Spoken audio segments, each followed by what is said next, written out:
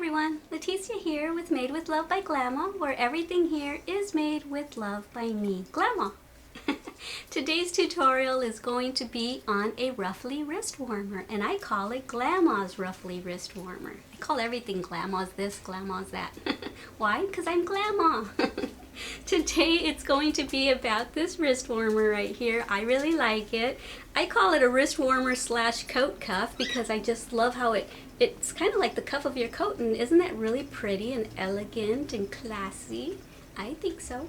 So anyway, this is the reason why I made this in brown is because I had an Etsy order come in December 15th. I believe that's Saturday. And so I went ahead and made the first one this morning, and as I was making it, I thought, hey, wait a minute, I've had some requests for this particular wrist warmer. Let me make the second one on camera so I can make a tutorial finally that everyone's been asking for. The one that's pictured that they actually purchased, this is what they looked at when they purchased it, was this gold one, and they not only ordered the wrist warmer, but they also ordered the boot cuff, and it shows the date right there, December 15th.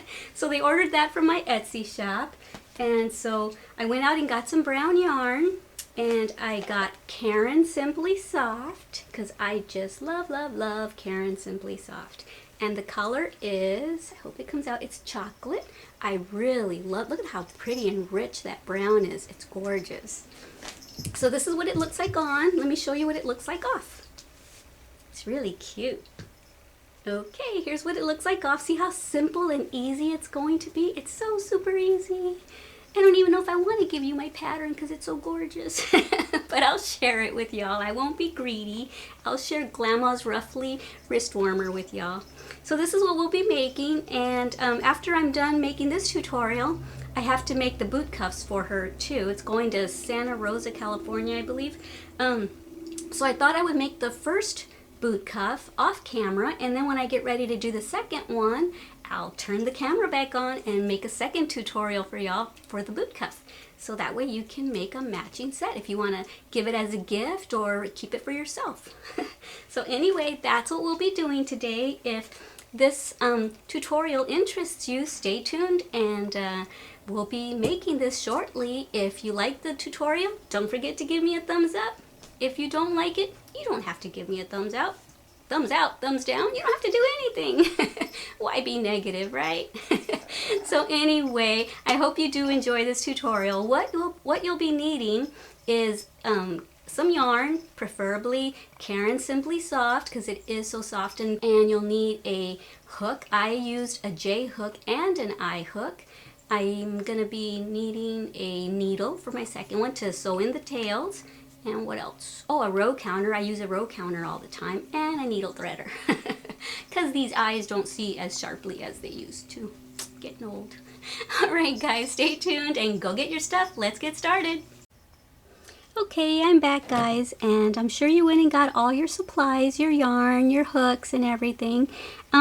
And as you know, if you're a subscriber or a regular viewer, then you know that I normally tell you the name of the nail polish color at the top of the video. So today I'm just keeping it simple because I'm letting my nails breathe, so I just put a little bit of glitter and clear on. A viewer about a month ago left a comment, kind of a smart aleck comment, and said, "Excuse me, but why do I need to know the name of your nail color?" And I thought, well, God, that was kind of rude. So I guess my answer to that is you don't need to know. It's not necessary for you to know. It's just that when I watch people's tutorials and I'm looking at their hands the whole time, sometimes I wonder what nail polish color they're wearing, so I can go out and get it. So when I started making tutorials of my own, I thought, you know, that's what I'll do. Since I'm a girly girl, I'll not only make tutorials, but since I used to be a nail technician, I can also give little tips and stuff about nail color and just tips in general about your nails. So anyway, to that viewer, I'm sorry. If you don't like knowing the nail color of the day, then you can just fast forward or not watch the tutorial. Besides, I can put anything on my channel. And why? Because it's Glama's channel. So anyway, this is the glitter that I'm using. It's just I think a Wet n Wild shine from Walmart. So if you're interested, that's all I did. And before I put nail polish on though, any of y'all who are like 40 years and above, well, I hope it's not just me, but as you get older, you start getting ridges in your nails. And, or if you wear nail polish too often, your nails start to get yellow. So what I do is I buff my nails very gently and I kind of get the little yellow off. And at the same time, that gets the ridges off. And after you do that, I use a cuticle oil, and this is from Sally's, and it's called California Mango, and it smells heavenly. I wish this was a smelling camera, but it's so heavenly. And I just dab a little bit at the top of the cuticles and rub it in, and then I start my little manicure. So anyway, now let's get started. Okay, so here's my J-hook that we're going to start off with, and then later you might want to switch to an I hook.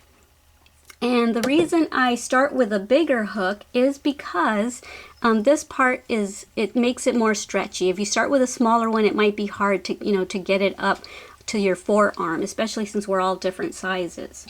So okay, let me get started. If I pause periodically, it's because I'm looking at my notes.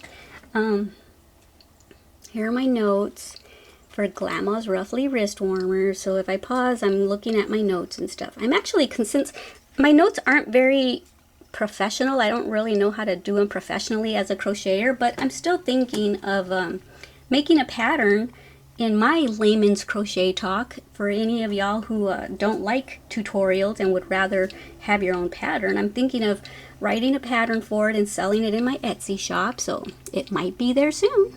So okay, let's get started with a slip knot.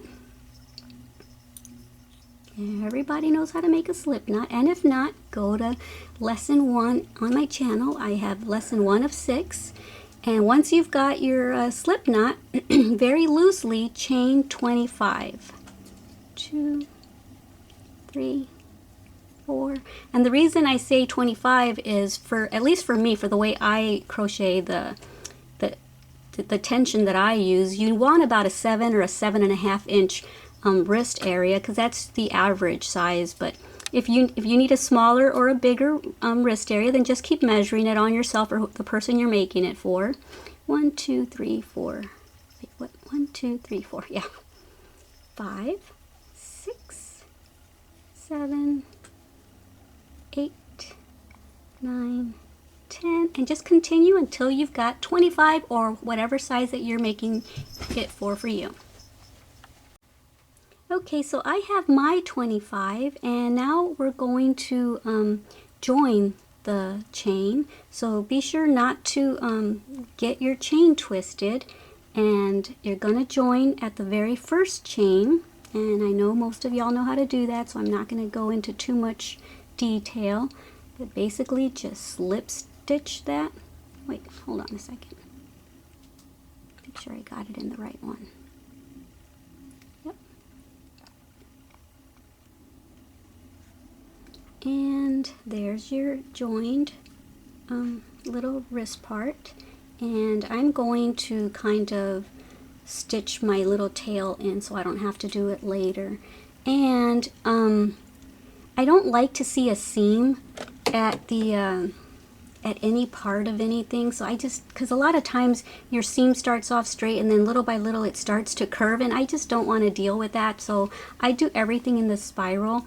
Oh, I need to cut the little tail off right there. So the only place you can, whoops, I just moved the camera, sorry. The only place you can really tell that I that I start in a spiral is like at the very beginning right here, and yet it's not even very noticeable at all. So what I normally do to get started in a spiral is I'll do a here, I can't see what I'm doing. I know this is a hard color to see, guys, but because the customer ordered a brown, and I want to just kill two birds with one stone and make the tutorial and this at the same time, but I'll try to get it as close as I can so you can see it. So anyway, what I like to do is I like to do a slip stitch for the very first stitch, and then I put a stitch marker there. Oh, I forgot to tell you, you'll also need a little piece of yarn in a different color than what you're crocheting with, or a stitch marker. So then I do that, I make a slip stitch, and then on the next one I do a single crochet in the next stitch, and then I'm going to do what I call GHDC, Glama's half double crochet, because I don't know what else to call it, so that I can differentiate what I'm doing, I just named it GHDC. Because it's not really a half double crochet and it's not really a double crochet. It's kind of in between there. It's one step more than a half double crochet and it's one step less than a double crochet. So this is what I'm talking about. You yarn over, and I'm sure I didn't invent this stitch, but I call it Glama's half double crochet on my notes, just because that way I know not to do a half double and not to do a double, but to do it this way. And this is how I differentiate it for myself in my notes. So anyway, yarn over, go into the stitch, pull it through. And the reason I go all the way up when I know I'm going through that one is because I want the stitches loose, so I want the yarn on the fatter part of the hook. If I were to keep it here, my stitches would get really small and tight. So I go through, even though I'm going to pull it through this one as well. Then I'm going to yarn over a second time and go through the last two. If you don't like this stitch, if it's too much trouble or whatever, if you don't like it, then just do a half double crochet or do a double crochet, whatever you're happy with. But this is the look that you get if you do the stitch that I'm talking about. I don't know what it's called. If someone knows what it's called, let me know. And when you get back to this side, wait for me, and if you've never worked in the spiral, I'll show you what I'm going to do.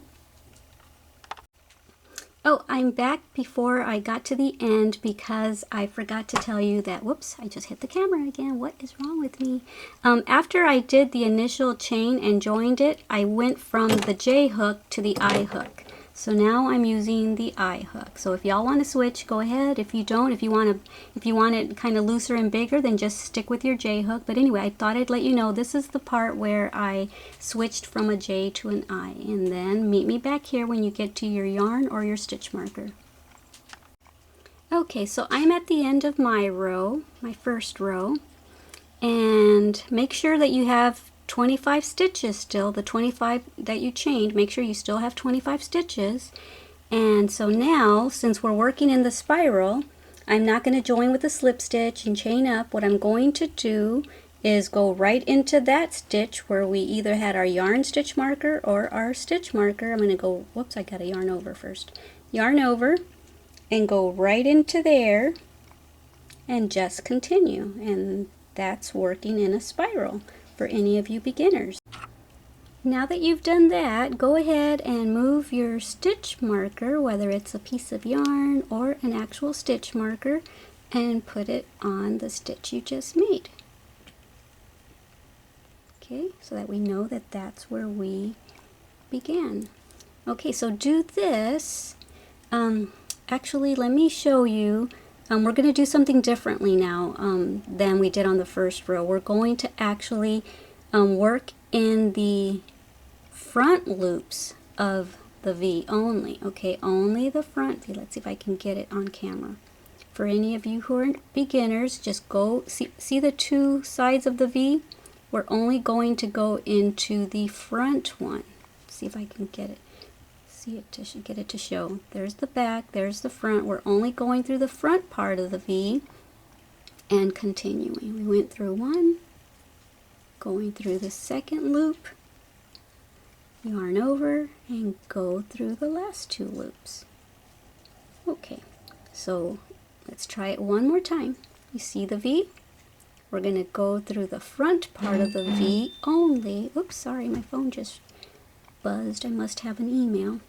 And go through the one loop, go through the second loop, now yarn over and go through the last two loops. Do this for 13 rows, okay? And then when you get to this stitch, like we did just now, go into it, do your stitch, and then move it from there up to that next row, and then do your clicker. So now that we are done with row 1, I forgot to do my clicker, and it's row 2 now. So don't forget to do your clicker, because we're going to do 13 rows and then we're going to meet each other back here. All right, bye. Okay, so I'm at my 13th row, and now what we're going to do on row 14, let me make sure I do my clicker. Yeah, I did already. Okay, so now what we're going to do is make 3 of the same stitches that we've been doing.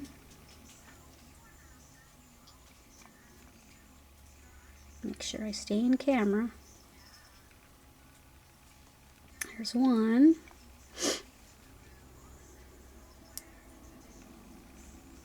There's 2.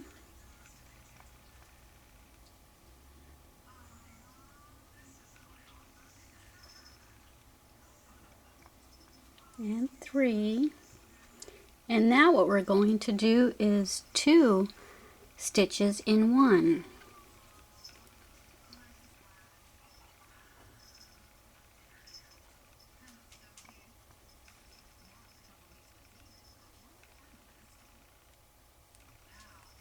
There's 1.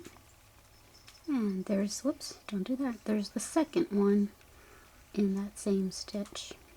Yeah, if I can, it's hard to look through the camera and crochet. Okay, let me try this again because my little threads are coming apart. Okay, there we go. And there's the second one.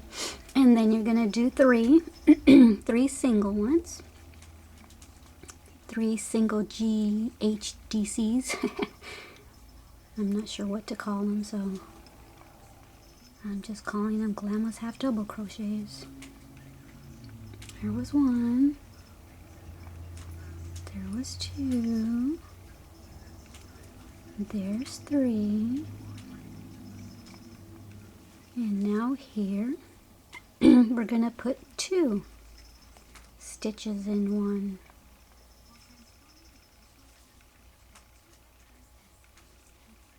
And we're going to follow that sequence all the way around till you get to the marker.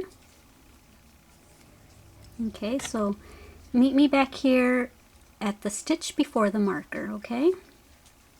Alrighty, so do that all the way around and I'll meet you back here. So we're going to do 4. 1.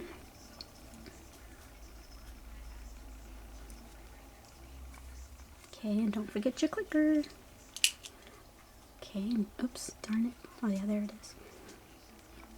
Move your marker from the bottom row to the top row.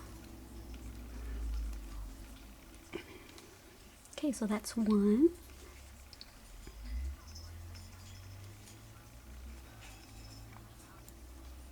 2.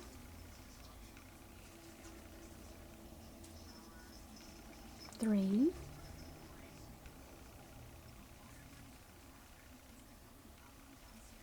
4, and now our increase stitch.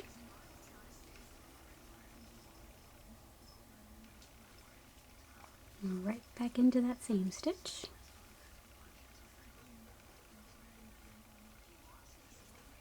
Okay, so follow that pattern now. Do 4, and then do your increase stitch, and then 4, and then your increase stitch.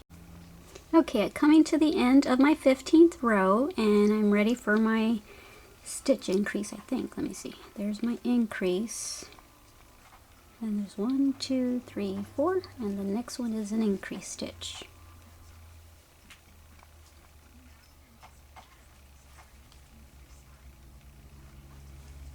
Right back in the same stitch.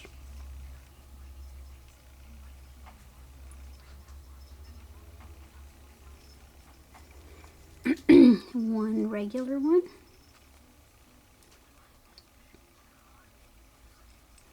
And now we are going to be on row 16. So for row 16, go ahead and make another regular one. That'll count as one of row 16. Okay, so let's go ahead and move our marker.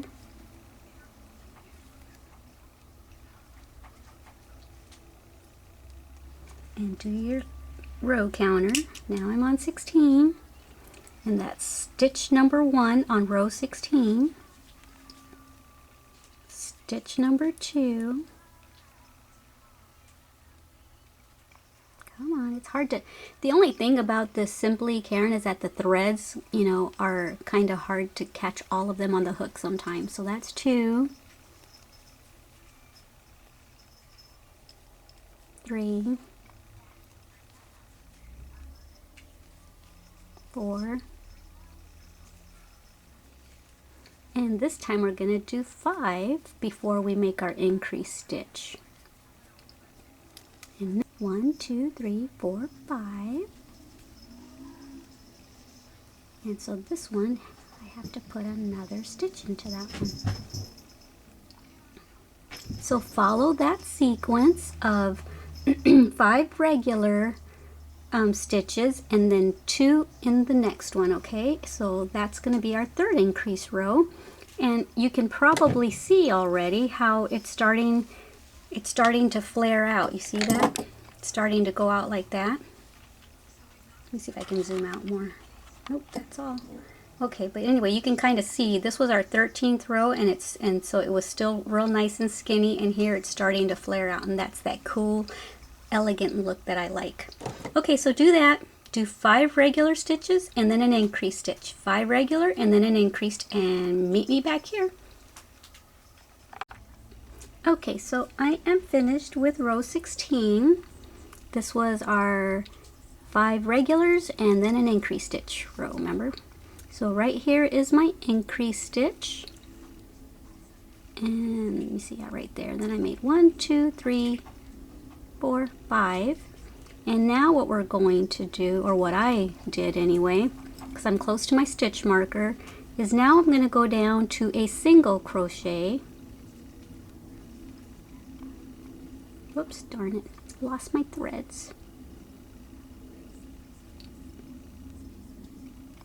Okay, so what did I say? Go to a single crochet, that's right. And then go down to a slip stitch.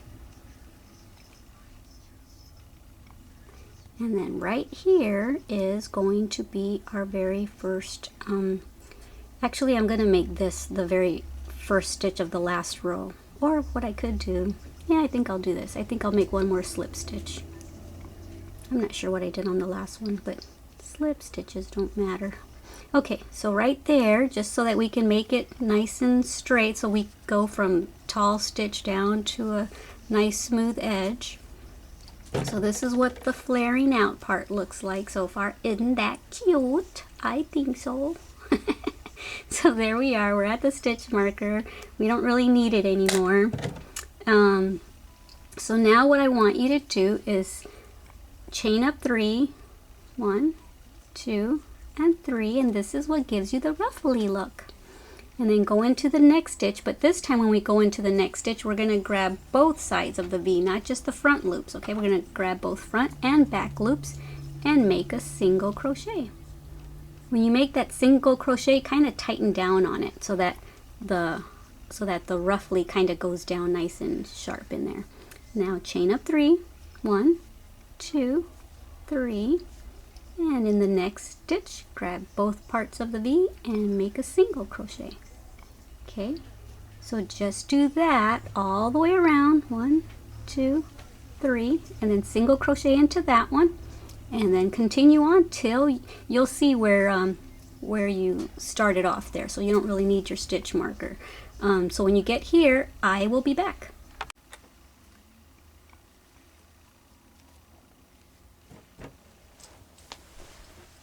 Okay guys, so I hope you enjoyed that tutorial of Glama's Ruffly wrist warmers. I'm wearing them because I'm going to have to send them away now. I'm going to have to send them to my customer. I'm going to have to wrap them up and get a label and ship them. And here's my Princess Kylie. She's having a bad hair day though. Aren't you so cute? You gotta give Mama a kiss.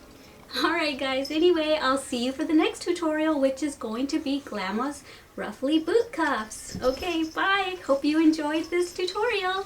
And thank you for visiting Made with Love by Glama, where everything here is made and taught with love. By me, Glama, and Kylie. Radiance is back there too. All right, guys, bye.